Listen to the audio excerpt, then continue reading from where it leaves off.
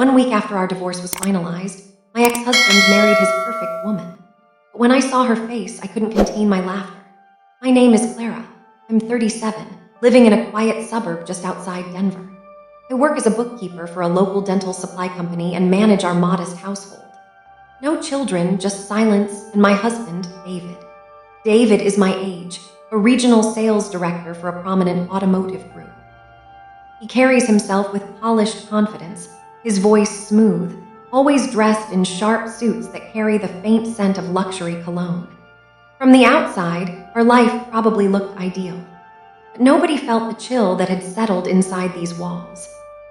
Today was meant to be significant. July 14th marked 9 years since our wedding, and it was also David's 37th birthday. I left work early, drove 40 minutes to fetch his preferred bourbon, and visited a gourmet market for a prime ribeye steak. Cooking isn't my strongest skill, but I poured all my effort into creating a perfect evening.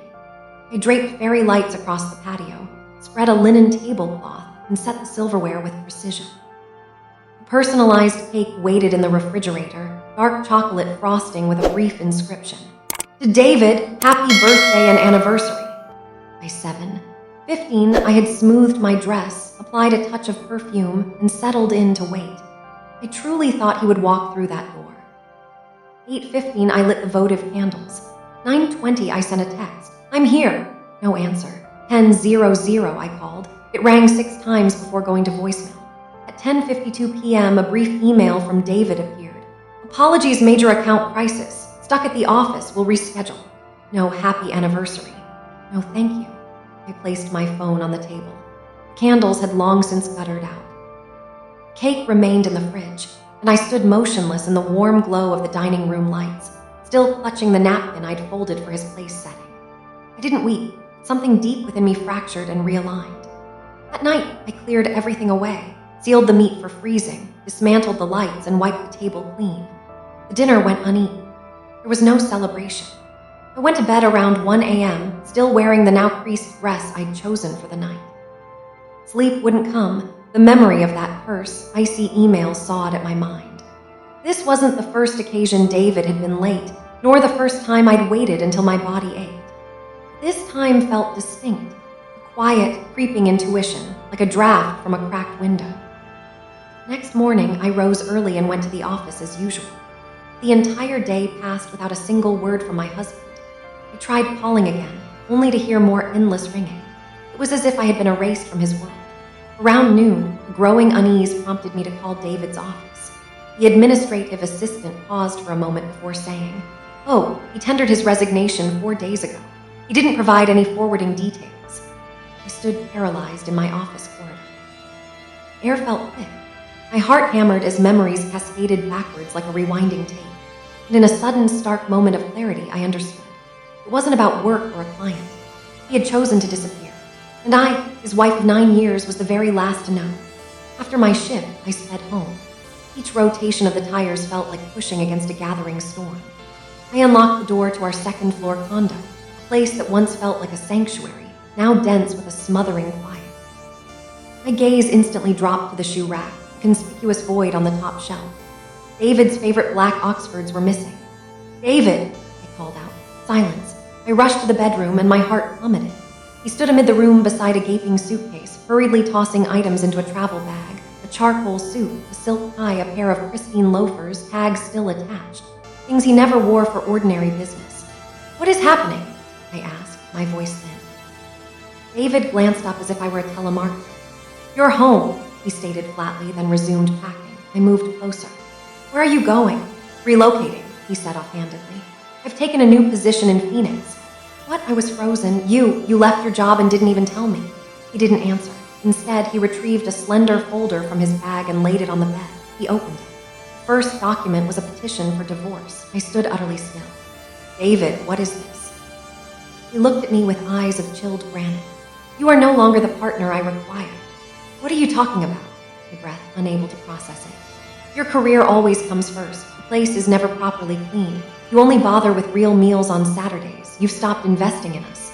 I ripped the papers. "I tried. You come home late claiming you've already eaten. I prepare food. You disregard it. I tidy up. You instruct me not to organize your office." and now you're faulting me for not meeting my obligations. Let's not rehash trivialities, he snapped. You constantly justify yourself. A dedicated partner wouldn't need prompting. A sharp, bitter laugh escaped me. You speak as if I'm idle all day. I have a job. I contribute half the mortgage, yet no one has a meal waiting for me. No one checks if I'm all right, and I've never once complained. David's eyes narrowed. That was your decision. I've made mine. He zipped the suitcase and moved toward the door. I've leased a place near the new office. I begin on Monday. Don't create a scene. I blocked the doorway. That's it. No apology, no discussion after 9 years. I don't owe you a thing, he said, then shouldered past me without a backward glance. The door clicked shut behind him, its sound as final and cold as a judge's verdict. I sank to the floor, the divorce papers still clutched in my shaking hands. 2 days later, a call came from the property manager. Miss Clara, we've received a lease termination request. The primary tenant has asked to void the agreement. I was stunned. What did he say? I managed. He just left a note stating he no longer resides there.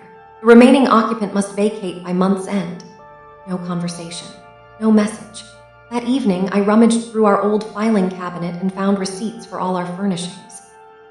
Nearly every item, from the love seat to the dishwasher, was in my name. He had taken only his clothing and a few personal electronics. David departed like a ghost, but it was that very iciness that finally jolted me awake. I scanned the apartment. Everything physical remained, except marriage itself. I didn't sign the documents immediately. They sat on the kitchen counter for 4 days like a wound that hadn't yet begun to throb. Each time I passed, I'd stop and stare, as if an explanation might materialize between the stark printed lines. The longer I looked, the more evident it became. The only rationale was David's brutal. Wordless exit. On Friday evening, a notification popped up from an old alumni group, a 20-year high school reunion at a downtown Denver pub. I had been looking forward to it. I'd even paid my attendance fee weeks prior. Back then, I pictured arriving with David, a solid, happy pair amidst others navigating separations or singleness. Now it was just me and a profound, hollow ache. I nearly canceled. But after studying my reflection, the weary face that still held a glimmer of resolve, I got ready. A simple navy sheath dress, a berry-colored lip, my hair swept up. Not to attract attention, but to affirm to myself that I was still here. I was still capable of entering a room full of people without crumbling. Starlight Tavern was as boisterous and vibrant as I recalled from our youth. Laughter, clinking pints, the murmur of shared history echoing off the walls. I stepped into the din, feeling displaced initially until a familiar voice made me pause. Clara! I turned. It was Ben, who'd played keyboard in our school jazz ensemble. He now had a hint of scruff and a calm, grounded demeanor. I almost didn't recognize you, he smiled, offering me a drink. Still fashionably late, I see. Found a corner booth. Ben shared that he'd been single for 4 years, raising his 7-year-old son on his own. No resentment, no theatrics, just honest exchange between two adults navigating life's second act. When he inquired about David, I said simply, "We're divorcing." No plea for sympathy. Ben gave a slight, understanding nod and shifted the topic. I was silently thankful for that. Driving home through the Colorado night, I switched on the car radio. An old anthem began to play. The lyrics struck me with the force of a physical blow, unleashing a torrent of recollections. Meals grown cold on the table. Unanswered messages, embraces that had gradually faded into emptiness. All those years, I had repeated the mantra, David is under pressure. I should be more supportive. I just need to improve. Confronting the raw reality, I saw I had existed as an echo, perpetually making excuses for another person's disregard. Sunday morning, as I brewed coffee, my phone vibrated. David's name illuminated the screen. I waited a few heartbeats, then answered. I've notified the management company we're canceling the lease effective the last day of the month. You should begin packing, he stated, his tone devoid of inflection. He remained composed. Don't you think you should have confirmed I had another place to go? You're a grown woman, sort it out, he retorted bluntly. I set my coffee cup down deliberately. Fine, I'll sign. David was silent. Don't contact me again, I stated firmly. Don't address me as if I'm still the one maintaining your domestic life. Still no reply. I disconnected. Without a second thought, I sat at the counter. My eyes traveled over the divorce papers. Then, as if sealing a chapter that had long ago decayed, I picked up a pen and signed my name. Not a single shake in my hand, Not one tear, only crystalline clarity after so many years obscured by empty vows. Exactly 8 days after my lawyer filed the divorce, David sent an email just after 11 p.m. The subject line contained a single word: evidence. I opened it. Before I could process the text, an image seized my attention. Marriage license.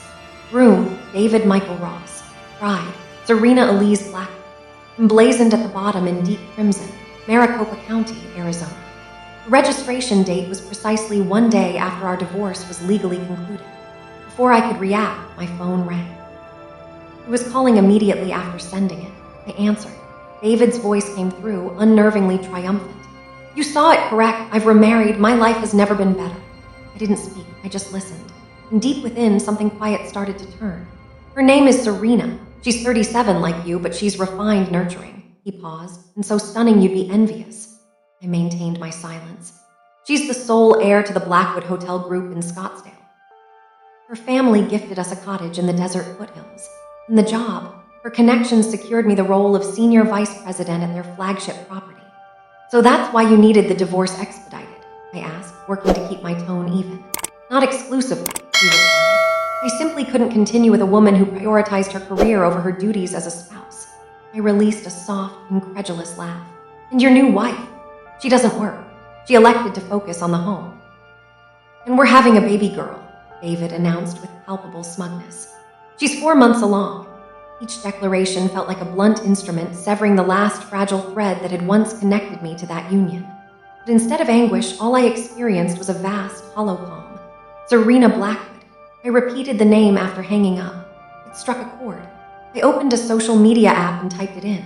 Her profile loaded instantly. The picture showed a breathtaking woman with honey gold hair, striking green eyes, and a smile designed to intimidate. I scrolled. And then on the 12th photo, I froze. Serena was the girl who attended high school with me for 2 years. Back then, her name was Serena Evans, not Blackwood. She was lanky, with hooded eyes, a broad nose, and skin irritated by cosmetics. She typically sat in the last row, spoke rarely, and was frequently targeted by peers. Impossible. I reopened the wedding photo David had attached. The bride depicted was a completely different person. Not a single remnant of the former Serena Evans remained. But I remembered that specific gaze, that slightly overlapped front tooth she was mocked for. Beaver teeth, the way she always kept her eyes lowered in the hallways. How could I forget? I phoned Mia, my closest friend from that time. Do you recall Serena Evans? I asked. A brief silence followed. Then Mia chuckled. Not only do I remember her, I still have our yearbook photo. Why the sudden interest? I relayed the entire story. David, the new marriage, the gifted home, the miraculously obtained executive title. Mia wasn't shocked. She transformed completely after moving to LA for design school, underwent a series of surgical procedures. Cheekbones, nose, eyelids, the works. Everyone calls her Serena now, but her core personality hasn't changed. Reserved, shrewd, and very deliberate about her associations. I was silent. Rumor was she became involved with a married film producer in Hollywood, Mia added. Then she returned to Arizona and launched a boutique. I suppose she's upgraded her target now. I had no further questions. That night, I sat in my living room gazing at David and Serena's wedding portrait. Every element in the frame dazzled. Elaborate floral arrangements, an immaculate gown, perfectly straight teeth, and a radiant smile. But I knew beneath it, all lay straight of foundation. A meticulously constructed facade and a cleverly concealed agenda. And he had chosen that. 1 week after David's gloating call, a message arrived from an unknown number. It was brief. Clara, are you available? Need to speak. It's urgent. I knew precisely who it was. I didn't reply. 20 minutes later, he called. I answered, not out of concern, but because an instinct told me it would be worthwhile. Serena had the baby, David said without preamble. A girl. I heard him swallow audibly, then silence. I waited.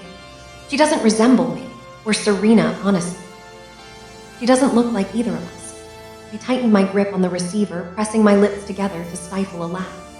Perhaps she favors a relative from your side, I suggested, my tone feather-light. No, I considered that. Clara, do you recall that strange chuckle when I told you about Serena? You knew something, didn't you? David's voice pitched higher, edged with anxiety. I leaned back in my chair, a faint smile touching my lips. I merely found the situation intriguing, I replied, keeping any sharpness from my voice. This isn't a joke. I had a paternity test. The child is biologically mine, but I still don't comprehend. Why doesn't she look like us? I haven't told anyone but you. You laughed like you had information. Please tell me. I allowed a quiet exhale of amusement. My voice was steady. Do you remember our high school yearbook? Silence. I continued. I found it while boxing up the old condo. It was buried at the very bottom of your desk drawer, coated in dust. You were going through my things. David sounded mildly aggrieved. No, I was cleaning, as you so insisted, I emphasized.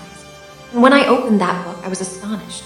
A boy with unruly curls, narrow eyes, crooked teeth, and a face full of blemishes. It took me a full minute to recognize it was you. David let out a slow breath. I always wondered why in 9 years you never met my college buddies. Why you pushed for a courthouse wedding with no guests. Why there wasn't one adolescent photo displayed in our home. Now I see. I reinvented myself out of insecurity, he said quietly. No, I countered. You reinvented yourself because you desired a new existence, but you overlooked the fundamental truth. Genetics are indelible. Protracted silence hung between us. You believe I'm embarrassed by my origins. No, I said. I feel sorrow for an innocent child who will be raised by two people who couldn't be truthful. You concealed your history. So did Serena. And now you're shocked your daughter doesn't mirror the curated versions you both fabricated. You think she'll manifest as that old incarnation of you. David's voice trembled. Nobody knows, but she will carry what is authentic within you. Your lineage, your DNA, everything you attempted to expunge. I could hear him draw a sharp breath. What about Serena? I asked, interjecting one final time. She wept, claimed she was drained from the delivery.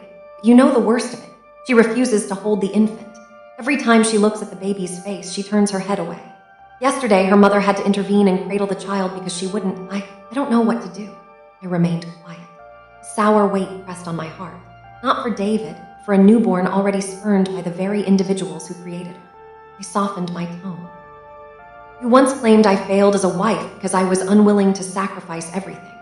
The person evading his responsibility as a parent is you. David sighed, perhaps preparing to speak again, but I stopped him. You don't require my counsel. I only hope you don't transfer your shame onto that baby. She has done nothing wrong. I terminated the call before he could respond. Then I blocked his number. There was nothing left to hear. Nearly a year after my last conversation with David, I could scarcely recall his presence in my life. Not due to effort, because the existence I constructed after him occupied every vacancy he left behind. I relocated to a cozy apartment in Fort Collins, just a short stroll from my workplace. The balcony offered a view of gentle slopes with sufficient sunlight for a few herb planters. Mornings no longer felt daunting. I'd rise with the dawn, prepare my coffee, and simply breathe. I maintained my position, but reduced my schedule.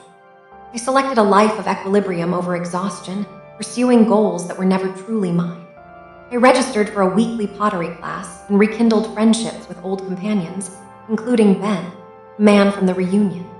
We didn't burden each other with demands or expectations, just tranquil evenings and straightforward companionship between two souls who cherished serenity.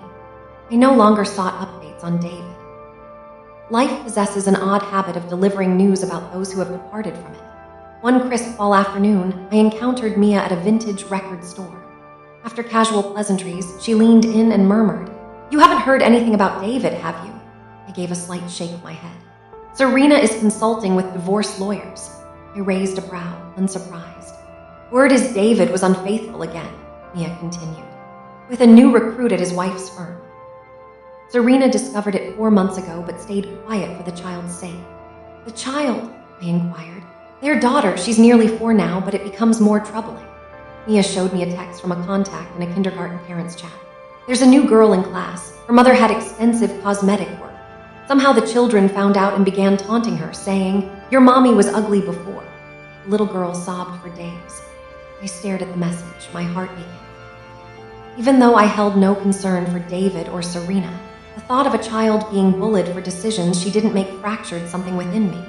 Sorrow, fury, both. "Serena regrets having the baby," Mia added. "She assumed the child would inherit her post-surgery appearance, but it's clear the girl carries the original genetic blueprint." I said nothing, because in truth, there were no words left. David and Serena once selected a life sheathed in glamour, constructed on mirages of beauty, status, and dominance. But ultimately, what couldn't be concealed?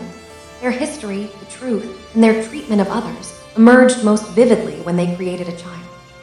I returned to my day, purchased a pastry from the corner cafe, and ambled home through the park where amber light filtered through the autumn leaves. My life now holds no turmoil, no dramatic turns, but it possesses rhythm, self-determination, and a wholeness I once believed was beyond my reach. Sometimes I still contemplate my journey. 9 years of marriage, an abrupt divorce, a brazen betrayal, and the revelation behind all that impeccable styling. But I no longer harbor bitterness. I feel appreciation, because that disintegration afforded me the opportunity for rebirth. Not into someone different, but into my authentic self. No concessions, no evasion, no feigning contentment. If anyone ever asks if I've pardoned David, I'll likely smile and reply, I don't need to forgive anyone. I just need to live authentically. And for the first time in many years, I can state that without any doubt. The truth has a way of revealing the beauty you tried to erase. Your greatest revenge is a peaceful life, well lived. If this story connected with you, please share it with someone who might need to hear it. Don't forget to like this video and subscribe to Winds of Thought for more powerful narratives about finding your strength.